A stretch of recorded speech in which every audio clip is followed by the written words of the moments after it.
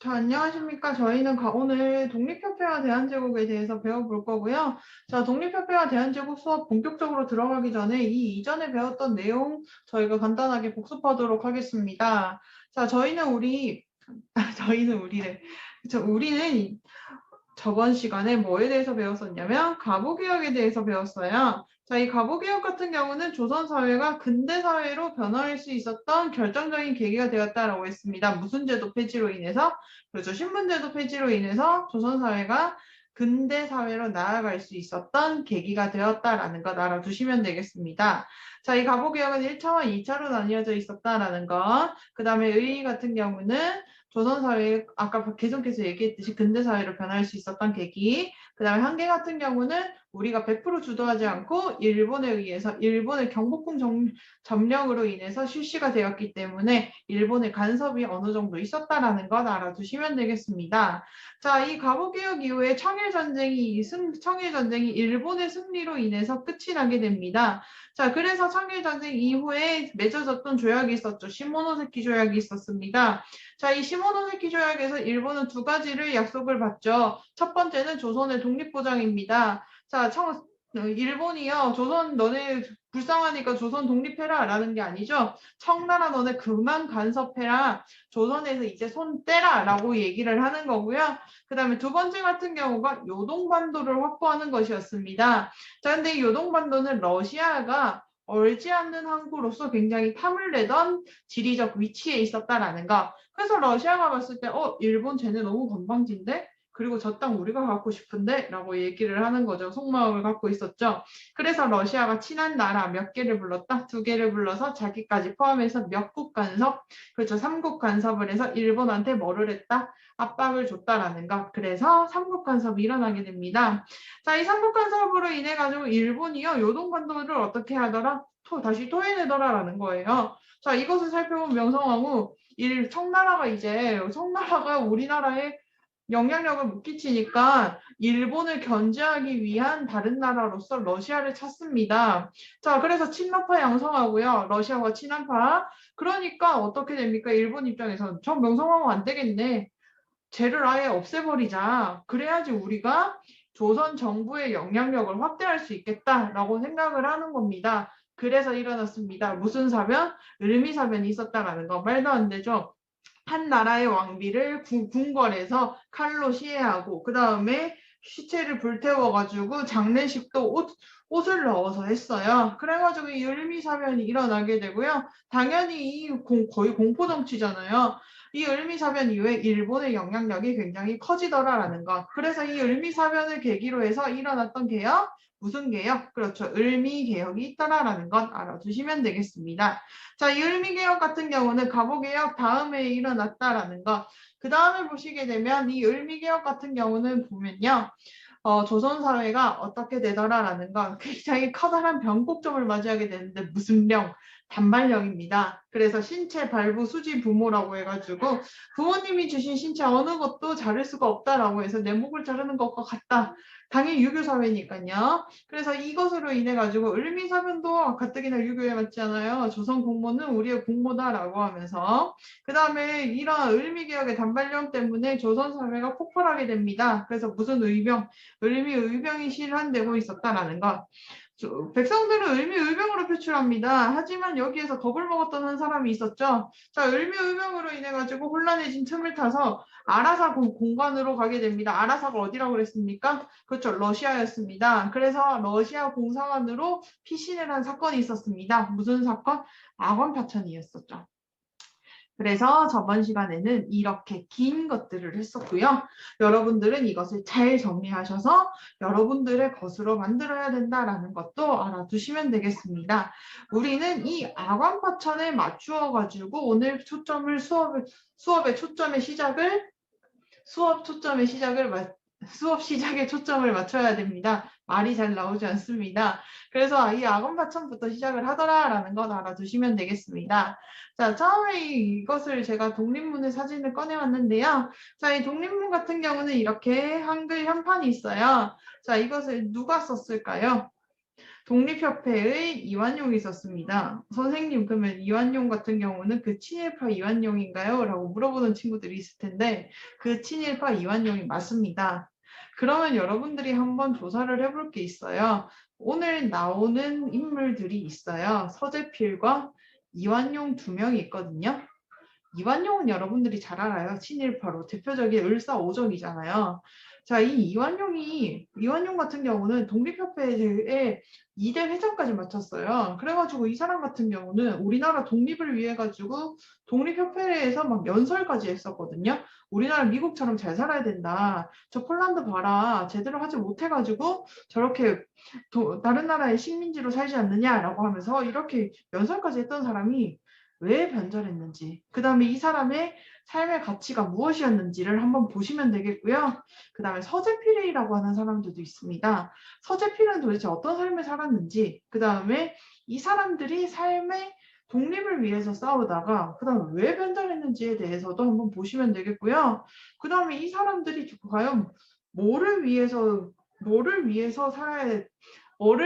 중점적으로 살았는지, 그 다음에 과연 이게 어떠한 가치를 지니고 있는지에 대해서도 한번 고민해 볼 필요가 있더라라는 것 알아주시면 되겠습니다. 자, 우리는 일단 아간파천부터 먼저 가보겠습니다. 자, 아간파천입니다. 조선의 왕이 아라사 공관, 그쵸, 러시아 대사관으로 갔습니다. 한편으로 보시면 여러분들 한번 생각을 해보세요. 고종의 입장에서 이해는 가요. 경복궁에서 조선의 왕비가 죽었어요. 칼에 찔려가지고. 그러면 이해는 가요. 그거를 봤어. 그 다음에 자기도 그럴 수 있겠다 생각이 들어서 러시아의 보호 아래에서 있고 싶었나 봐요. 근데 여기 그 중간에 보시면 그림을 한번 보십시오. 자, 고종에서 보시면 고종을 보호해주는 대신 러시아가 지금 어떻게 합니까? 너희 자원 이용해서 돈 좀 벌게. 거기 도장 좀 찍어줘. 밥값을 해야지라고 되어 있습니다. 세상에 공짜는 없다고 하죠. 고종이 이렇게 러시아 공사관에 있는 이 1년이거든요. 이 1년 동안 제대로 정치를 할 수 있을까요? 정치를 할 수가 없습니다. 러시아의 눈치를 봐야 되잖아요. 얘들아 생각을 해보십시오. 만약에 친구 집에 가가지고 친구 어머님이 이렇게 밥을 해주신다라고 하시면 한 며칠간은 편할 거예요, 여러분들이. 잘해주시겠지. 한 1년은요? 한 1년 동안 여러분들이 계속해가지고 산다면 여러분들도 불편할걸요, 아마? 이렇게 남의 집에서 산다는 거 굉장히 불편한 일이에요. 러시아가 공짜로 해주겠냐고요. 공짜로 해주지 않습니다. 그래서 이 아관파천 기간 동안 러시아가 우리나라한테 굉장히 많은 걸 빼앗아 갑니다. 그래서 이것부터 먼저 짚고 넘어가겠습니다. 자, 첫 번째 보겠습니다. 일본의 위협을 피해가지고 아관파천을 했으나 누구의 내정 간섭을 받았다? 러시아의 내정 간섭을 받더라라는 거 알아두시면 되겠습니다. 러시아의 내정 간섭이요. 자, 그러니까 당연히 러시아와 가까운 압록강과 두만강의 삼림 체벌권, 나무의 체벌권을 어떻게 하냐면 다 뺏깁니다. 그래서 밥값을 하기 위해서 고종이 삼림 체벌권을 주나 봐요. 밥값 비싼 걸 먹었네요. 자, 그래가지고 이러한 것들을 봤을 때 고종이요, 러시아한테 이렇게 이권을 주죠. 그 다음에 최애국 조약이 있었어요. 최애국 조약 뭐였죠? 다른 나라한테 좋은 거 해주면 우리나라도 해줘라고 하는 것들이 있었죠. 조미소 통상조약에 있었어요. 그래가지고 막 이러한 여러 나라들이 막 갑자기 막 다 달라드는 거예요. 우리나라도 해줘야 되는 거 아니야? 조선 너네 막 의리 없다. 우리도 해줘야지라고 하면서요. 그래서 어떻게 하냐면 아간파천 이후에 여러 나라들이 어떻게 합니까? 금광도 뺏어가고 광산도 뺏어가고 막 이러한 것들이 있었습니다. 근데 조용히 우리는 다른 걸 챙겨야지라고 하면서 했던 나라도 있었다라는 거 봐두시면 되겠고요. 자, 그 다음에 고종 같은 경우는 러시아 공사관에서 러시아의 보호를 받으면서 조선은 친일파 관리를 쫓아내고요. 그 대표적인 사람이 누구였냐면 김홍집이었습니다. 1차에서 3차 동안 개혁을 주도했던 사람이에요. 3차 을미개혁이요.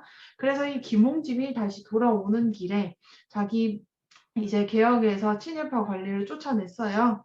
김홍집이 이제 집으로 가려고 하니까 백성들이 저 친일파 놈이다라고 하면서 돌을 맞아 죽었다라는 것 봐두시면 되겠습니다. 자, 그래서 이러한 것들 봐두시면 되겠고요. 자, 일본 같은 경우는 러시아가 조선에 관심이 없다는 걸 알고 있어요. 왜? 러시아의 관심은 오직 하나거든요. 무슨 항? 멀지 않는 항구예요. 그러니까 이 조선 땅에는 관심이 없다는 걸 알아요. 여기에서 보시면 압록강, 두만강 여기 국경지대잖아요. 이 안에는 관심이 없다고 러시아가. 그러니까 이 러시아의 속내를 일본이 파악을 한 거예요. 되게 교활하면서도 약간 머리를 쓴 거죠, 일본이. 그래서 일본이요, 한반도 내에서 러시아한테 얘기합니다. 야, 너네 다니려면 편하려면 철도도 있어야 되잖아. 그거를 우리가 지을게. 철도 지으려면 돈 많이 드니까. 그거 우리가 지을 테니까 너네는 편안하게 다녀라고 얘기를 합니다. 그래서 러시아가 하죠. 러시아가 한반도 내에서 일본한테 철도라든지 그다음에 전신선 관리를 맡깁니다. 선생님, 그러면 이거는요, 왜 중요한 건가요? 라고 물어보는 친구들이 있었는데, 여러분들이 이 당시에 철도는 무엇입니까? 가장 빠른 교통수단이에요. 가장 빠른 교통수단을 일본이 가지고 있네요. 그러면 일본은 우리나라의 교통로를 다 정복할 수가 있다라는 뜻이고요. 그다음에 전신선은요, 전화. 그러면 통신수단, 최첨단 통신수단이네요. 오늘날의 카카오톡 정도라고 보시면 되겠네. 그러면 우리 수사에서도 얘기하잖아요. 카카오톡 기록이라든지 이런 것들을 보는 게 굉장히 보안에서 중요하죠. 일본이 전신선을 관리하네요. 일본이 통신이라든지 보안 관리를 다 들을 수 있더라라는 것도 알아두시면 되겠습니다. 그래서 이러한 것들, 아란파천 이후에 조선의 변하더라라는 것, 열강한테 모든 것을 다 뺏기고 있었다라는 것 봐두시면 되겠습니다. 이것을 안타깝게 여기고 있었던 박영효가 있었습니다. 박영효 기억나시죠? 급진계합파요. 자, 그래서 이 급진계합파였던 박영효가 미국에 있었던 자기 친구를 불러요. 친구의 이름은 필립 제이슨입니다. 한국 이름으로 서재필입니다. 갑신정변의 주역이었지만 갑신정변은 실패했었죠. 그래서 이 서재필은 가족이 다 몰살당해요. 자기 혼자 미국으로 가서 의사 학위했다고요. 공부하고 있다가 박영효의 부름을 받아서 다시 조선으로 들어오게 됩니다. 친구, 우리 조선을 다시 한번 개혁해보자 라고 얘기를 합니다. 자, 그래서 이 서재필 같은 경우도 독립협회 창설 이후에 여러분들이 공부 더 하시기 위해선 서재필의 삶을 한 번 더 조사를 해보는 것도 좋아요. 그래서 선생님이 이렇게 수업 시간에 중간중간에 조사를 해봐라 라고 하는 것들을 저한테 내시면요. 제가 여러분들의 역사 탐구력이라든지 이런 것들이 어떻게 성장하고 있는지에 대해서 잘 알 수 있는 기록물이라든지 그 다음에 증거물의 지표니까 여러분들이 이런 것들은 좀 챙겨주셨으면 좋겠습니다. 자, 그래서 이 서재필이요. 우리 그러면 갑신정변의 실패의 원인부터 한번 찾아보자라고 얘기를 해요. 자, 갑신정변 실패의 원인이 무엇이었어요? 우리 기억나시죠? 갑신정변 며칠 천하였습니까? 그렇죠. 3일 천하였어요. 그래서 이 3일 천하였던 갑신정변의 실패 원인을 서재필은요. 뭐에서 찾았냐면 갑신정변은 위로부터의 개혁이었다라는 것이었죠. 그렇죠. 우리도 알고 있었어요. 위로부터의 개혁이었기 때문에 누구의 지지가 없었습니까? 그렇죠. 백성들의 지지가 없었습니다. 그래서 이 서재필은 얘기를 합니다. 우리 그러면 백성들의 지지를 받을 수 있게 백성들을 우리처럼 어떻게 하자. 똑똑하게 만드는 건 어때? 라고 얘기를 합니다. 박영효가 그래. 그러면 우리 이거를 하자라고 얘기를 합니다. 그럼 백성들을 어떻게 똑똑하게 만들까? 라고 얘기를 해요. 서재필이 제안을 합니다. 우리 신문을 만드는 게 어때, 친구라고요. 신문을 만드는 건 어때? 라고요. 신문이 그 당시에 1890년대 신문의 기능은 어떤 것일까요? 가장 빠른 정보의 전달 수단이죠. 그래서 여기에다 살짝 적어주시면 돼요. 여러분들이 만약에 알고 계신다라고 하면 안 적어주셔도 되고요. 그 다음에 이거를 그냥 여러분들이 드라마에서 보셨을 수도 있고 안 보셨을 수도 있어요. 옛날에 이거를 전달하려면 어떻게 해야겠습니까?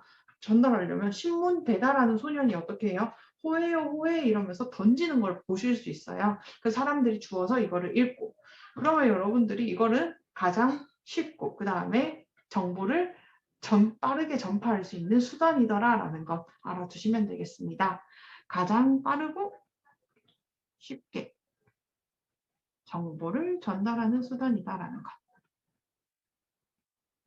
를 전달할 수 있더라라는 것. 그래서 서재필은요 와가지고 독립신문을 만들자라고 얘기를 합니다. 국민들의 백성들의 아직은 백성이죠. 백성들의 계몽을 위해서 그래서 백성들의 계몽을 어떻게 하느냐 친구 이렇게 얘기를 하는데 백성들의 계몽은 뭐냐면 똑똑하지 못한 사람을 어떻게 하냐면 깨우치게 하는 거예요. 그래서 이러한 것들 봐두시면 되겠고요. 독립신문을 건설하기 위해서 돈이 필요하잖아요. 신문 종이를 만들어야 됩니다. 그 다음에 이걸 써야 되고요. 그 다음에 이러한 기사들을 검열해야 되고요. 신문 배달 소년한테 월급도 줘야 됩니다. 그래서 이 돈을 모금하기 위해서 독립협회를 건설하게 되고요. 이 독립협회가 건설하게 되면서 어떻게 되더라라는 겁니까? 독립협회가 건설하게 되면서 여러 가지 뭐 활동을 하게 되고요. 여러 가지 활동을 하면서 독립문도 만들게 되고 토론회도 개최하더라라는 것 알아두시면 되겠습니다. 독립협회였습니다. 자, 이 독립협회가 얘기하던 것들 중에서요. 여러 가지 것들 중에서 먼저 토론회부터 살펴볼 거예요. 자, 이 토론회라고 하는 것은 사람들이 앞에 나와서 말을 하고 자기의 의견을 전달하는 것이었잖아요. 자, 이 독립협회의 첫 번째 토론회는 뭐였냐면 만민공동이었습니다. 자, 만민공동의 그림부터 먼저 보겠습니다. 이거는 아니고. 자, 만민공동의 그림 같은 경우는 여러분들 만민이래요. 만민. 그러면 만민 전부 다라는 뜻이에요. 백정부터 해가지고 여자, 노인 막 이러한 사람들을 모두 다 포함하는 세력들입니다. 그래서 우리 가보개혁 때 신분제 폐지되었으니까 이것을 모든 신분을 아우르는 토론회다라는 것을 상징적으로 보여주기 위해서 만민공동회의 연설자를 제일 처음으로 세운 사람이 누구냐면 백정입니다. 그 당시에 가장 천대받던 사람이죠. 그래서 백정이 쓰고 있었던 이 갓이 있거든요. 페랭이 갓이라고 해서요. 그래서 이 갓을 쓰고 나와서 이 사람이요. 만민공동회 같은 경우 양반 참여 당연히 했습니다. 양반이 당연히 주도를 했을 거고요. 양반 앞에서 백정이 연설을 하는 이러한 상징적인 모습도 보여주더라라는 것 알아두시면 될 것 같아요. 만민공동회입니다. 자, 여기에서 봤을 때 나는 대한의 가장 천한 사람이고 무지물각한 사람입니다. 그러나 충분 애국의 뜻은 대강 알고 있습니다.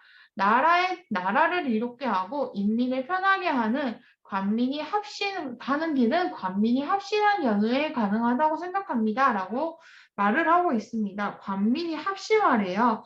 모든 백성이 힘을 합쳐야지 우리가 잘 살 수 있다, 독립할 수 있다라고 얘기를 합니다. 자, 저 햇볕을 가리는 천막에 비유하자면 한 개의 장대로는 하지 역부족이지만 여기 천막에 장대 보이죠? 장대가 여러 개니까 이것을 다 바칠 수가 있더라라는 거예요. 그러니까 이러한 것들처럼 우리도 열심히 살자. 그 다음에 관민이 학심하여서 황제의 성덕에 보답하고 구분을 만만세 이어지게 잘 살자라고 하는 연설을 하더라라는 것. 그래서 만민공동회 같은 경우는 백성들이 나와가지고 어떻게 하더라 토론회를 하면서 깨우침도 얻고 그 다음에 여러 가지를 주장하게 되는데요. 자, 이 만민공동회의 주장 중에서 최초의 근대적 민중 집회였었고요. 당연히 첫 번째로 나왔던 거는 러시아의 내정 간섭을 비판하는 것이었었고요. 그다음 두 번째는 자유로운 민권, 백성들의 권리를 주장하는 내용이었습니다. 신체의 자유라든지 재산권 보호라든지 언론의 자유, 신문을 자유롭게 만드는 것, 출판의 자유, 그 다음에 집회, 이렇게 모이는 것, 결사의 자유를 달라라고 주장을 했던 게 만민공동회더라라는 것. 그러면 만민공동회 같은 경우가 여기에서 나왔던 토론회의 내용들을 실천하기 위해서 관리들을 부릅니다. 나란히라는 너네 나와라 라고 얘기를 해요. 그래서 관리들이 나와서 참여했대요. 관민공동회입니다. 정부 대신들이 참여를 했었고요. 그래서 뭐를 발표하냐면 헌의 6조를 발표합니다. 헌의 6조는 뭐냐면 입헌군주제를 약간 지향을 했었고 그 다음에 근대적 의회를 설립하기 위해서 추진을 했다라는 거 봐주시면 되겠어요. 그래서 여러분들이 여기서 생각을 한번 해볼 게 있습니다. 독립협회를 처음 만들고 독립신문을 만들기 위해서 지원을 해줬어요. 고종이요. 그런데 관민공동회까지 오게 되니까 여러분들 한번 보시면요. 입헌군주제를 주장을 했대요. 고종의 입장에선 좋을까요? 100% 좋지는 않을 거예요. 왜냐하면 자기의 권력을 제한하는 거니까. 하지만 여기에서 만약에 고종이요. 배포가 조금만 더 컸더라면 내가 나라를 살펴봤는데 영국이나 일본 같은 경우가 나라를 발전시키기 위해서 황제가 더 이상 참여를 하지 않더라. 그럼 나도 그렇게 할게 라고 하면 와 멋있다 이렇게 됐을 텐데 고종이 여기에서 좀 그런데 라고 생각을 한 거예요. 그래서 여기에서 고종이 약간 꽁기꽁기하다라고 표현을 하죠. 꽁기꽁기한 마음이 있었는데 이러한 마음을 잘 표현한 추가적인 영상이 있거든요. 밑에 보시면 부가적인 URL이 하나 더 있습니다. 그래서 이 URL을 한 번 더 보시고 그때 당시에 고종의 마음과 그 다음에 이런 고종의 마음을 읽은 수급파 대신이라는 말이 있어요. 그 영상에서 수급파 대신의 말의 뜻을 여러분들이 한번 참조해 주시고요. 그래서 이러한 것들을 한번 보시고 독립협회가 어떠한 위기를 맞았는지에 대해서 한번 보시면 되겠습니다.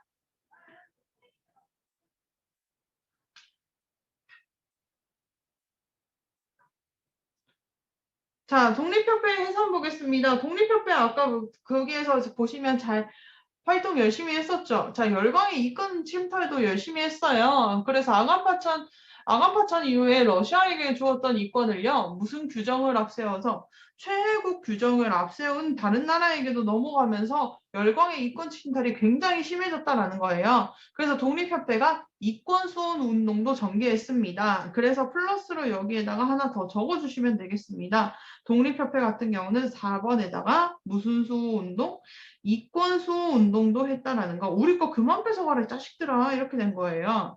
그래서 여기에서 보시게 되면 자 특히나 러시아가 군사 재정 고문을 보내요. 군사 고문은 우리나라의 군대를 간섭하는 것, 재정은 돈이거든요. 그래서 이러한 것들을 돌려보내고 그 다음에 또 어떻게 하냐면 러시아의 전령도라고 해서 러시아가 섬을 빌려달라고 해요. 그러니까 무슨 소리냐 우리 국토다라고 하면서 이거를 철회하고요.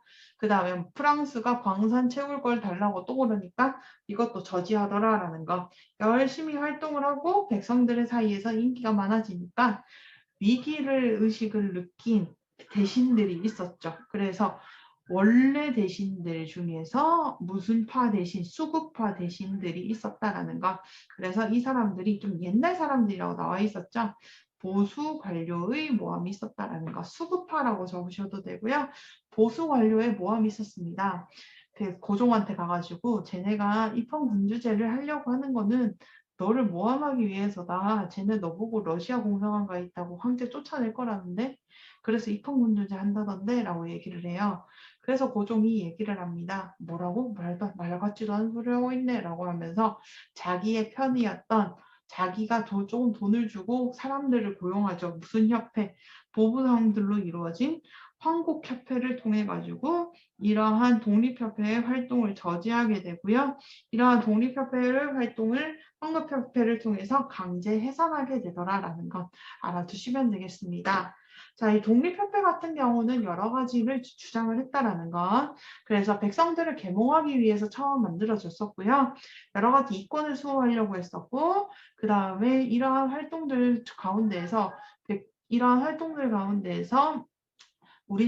우리나라를 발전을 위해 가지고 여러 가지 노력을 했었지만 마지막에 결국 좌절이 되더라라는 것 알아두시면 되겠습니다. 독립협회더라라는 것.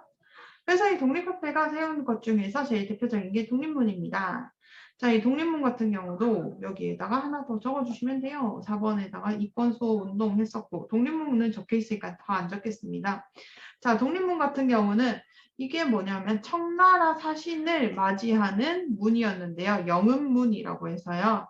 근데 이 청나라가 이제 더 이상 우리나라한테 영향력을 끼치지도 못하고 그 다음에 우리는 독립적인 나라이기 때문에 이것을 없애야 된다라고 얘기를 합니다. 그래서 이 자리에다가 뭐를 건설한다? 독립문을 건설하게 되고요. 여기다가 큰 판을 세운 게 친일파가 아직 되지 않았던 이완용이었습니다. 그래서 이러한 것들도 참 보시면 되겠습니다. 이런 것을 보면 역사가 참 씁쓸한 게 뭐냐면요. 사람의 개인의 신념은 자유지만요. 올바른 신념을 선택하는 게 굉장히 중요하다는 거예요. 여러분들이 봤을 때 이 이완용의 글씨 같은 경우가 어떻게 보일지는 모르겠지만 역사적으로 이 사람의 글씨 자체가 굉장히 명필이라고 해요. 근데 이 사람의 글씨가 지금 가치가 있을까요? 가치가 없습니다. 이 사람이 선택한 가치가 뭐였냐면 전혀 없기 때문이에요. 친일파의 가치를 선택을 했잖아요. 자, 그래서 이 사람이 선택한 가치 같은 경우가 올바르지 않았고요. 그 다음에 우리 민족이라든지 다른 사람한테 피해를 끼쳤던 거잖아요. 자기 혼자만 잘 살겠다. 그 다음에 자기만 편한 길을 가겠다라는 썼던 거잖아요. 이것은 어떻게 해서든 돌아오게 되어 있고요. 그 다음에 어떻게 해서든지 역사적으로 평가가 되기 때문에 여러분들이나 저나 한 번 사는 인생인데 이러한 역사적으로 어떻게 돌아올지, 그 다음에 평가를 어떻게 받을지에 대해서도 한 번쯤은 고려를 하면서 사는 것도 한 번쯤은 고려를 하셔야 될 것 같아요. 선생님, 남을 생각하면서 사는 거는 좀 가시가 아닌가요? 라고 생각을 하면요. 남을 생각하면서 사는 거는 나쁜 게 아니에요. 남들한테 비춰지는 거라든지, 그 다음에 남들한테 제가 얘기를 드리는 거는 남들한테 비춰지는 것보다 남들한테 피해를 끼치지 않고, 그 다음에 공동체의 가치를 지키는 것. 그것이 가장 중요하다라고 보시면 되겠고, 굉장히 나이가 많이 들어 보이죠. 이것은 이런 걸 얘기하니까. 그래서 이런 것들도 한 번쯤은 보시면 되겠습니다. 역사 선생님이니까. 자, 그 다음에 마지막 보겠습니다. 대한제국과 광무개혁입니다. 자, 대한제국과 광무개혁인데요. 자, 고종이 1년 만에 돌아오게 됩니다. 이거는 사실은 제가 이게 영상이라서 표현하기가 좀 그런데요. 자, 대한제국과 광무개혁인데 아관파천이에요. 러시아 공사관으로 어떻게 했습니까? 러시아 공사관으로 고종이 갔잖아요. 근데 이 독립협회가 어떻게 하냐면 만민공동회에서 비판을 해버린 거예요. 아, 고종 이제 그만 와라. 러시아가 군사 재정 고문까지 파견하게 됩니다. 우리나라 러시아한테 먹히겠다 이제. 야, 말 같지도 않은 소리 해라. 황제가 무슨 러시아 대사관가 있냐? 네가 러시아 외교관이냐? 이런 식으로 비판을 합니다. 그래서 고종이 어떻게 하냐면 1년 만에 덕수궁으로 항공합니다. 여러분들은 여기서 이상한 걸 느끼셔야 됩니다. 왜 경복궁으로 가지 않았을까? 일본군의 잔재가 있었고 명성황후의 아픔이 있었기 때문에 덕수궁으로 갔고, 그 다음에 문제는 뭐였냐면 덕수궁의 뒷문으로 뭐가 연결되어 있었냐면 각 나라의 외교관, 그 외교관 공관들이 어떻게 돼 있었냐면 연결되어 있었거든요. 가장 가까운 위치였습니다. 그래서 이러한 것들도 봐두시면 되겠습니다. 자, 그래서 고종이 딱 돌아왔을 때 그냥 슬그머니 돌아오면 안 되잖아요. 그래서 고종이 딱 돌아왔을 때 자기의 뭐를 하냐면요.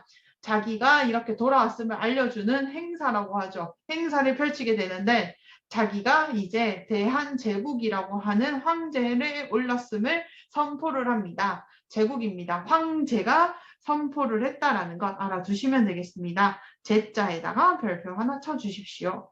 이때까지는 우리가 역사에서 제자를 쓴 적이 없습니다. 왜? 누구 때문에? 중국 때문에. 근데 청일전쟁 이후에 중국은 영향력을 끼치지 못합니다. 공식적으로 이제 전쟁에서 끝이 나면 나라가 이제 영향력에서 손이 떼는 게 맞거든요. 그래서 이제 조선 그 고종 황제가요. 고종이 이제 황제가 되고요. 그 다음에 고종이 즉위한 것, 대한제국을 세운 1년이라고 하는 연호를 광무라고 하면서 이러한 대한제국을 세우게 되더라라는 것 알아두시면 되겠습니다. 자, 이 광무개혁 같은 경우는 어떻게 프랜차이즈 같은 게 있었는데요. 자, 이 광무개혁의 기본적인 지침 같은 경우는 뭐냐면 구본 신참이었습니다. 자, 이 구본 신참 같은 경우는 뭐냐면요. 자, 옛 것을 근본으로 하고 그 다음에 새로운 것을 참고로 한다라는 것 봐주시면 되겠습니다. 옛 것을 참고로 하고 그 다음에 새로운 것을 참고로 한대요. 그래서 옛 것을 근본으로 한다라는 것, 황제권을 강화하더라라는 것. 그래서 황제권을 강화해서요. 고종이 황제권, 그래서 대한제국이 자주 독립국가임을 선포하는 것은 당연하고요.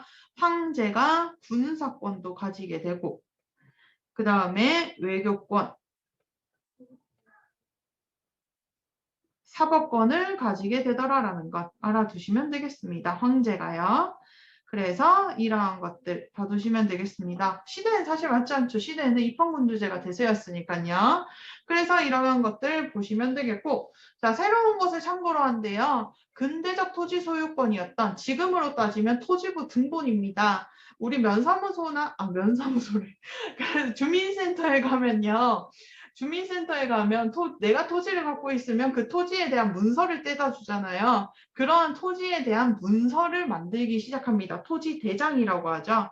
그래서 이 토지 대장을 뭐라고 하냐면 지계라고 하거든요. 그래서 지계를 발급하더라라는 거 알아두시면 되겠습니다. 지계라고 하는 토지 대장.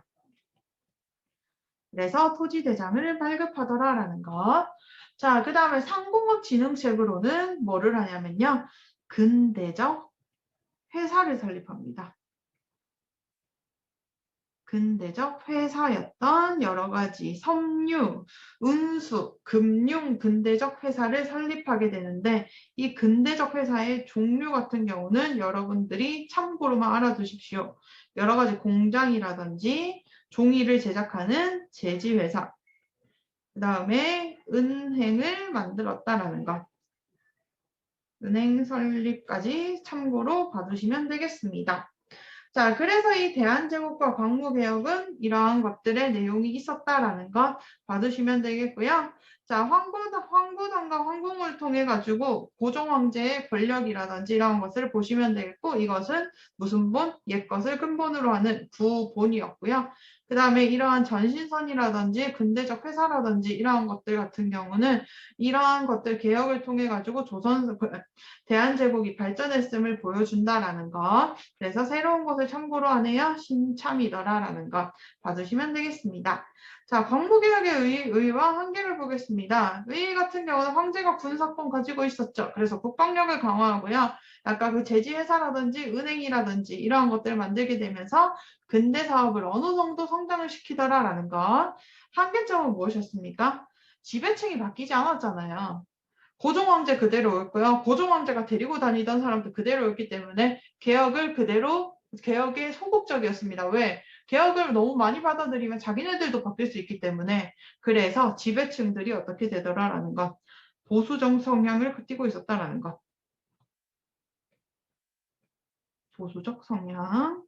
그 다음에 열강들도 어떻게 할까요? 열강이라고 하는 것은 뭐 러시아라든지 일본이라든지 주변에 있었던 세력이 강한 나라들이거든요. 세력이 강한 나라들이 간섭을 하더라라는 것도 알아두시면 되겠습니다. 열강의 간섭. 그 다음에 이게 1897년부터 1904년까지거든요.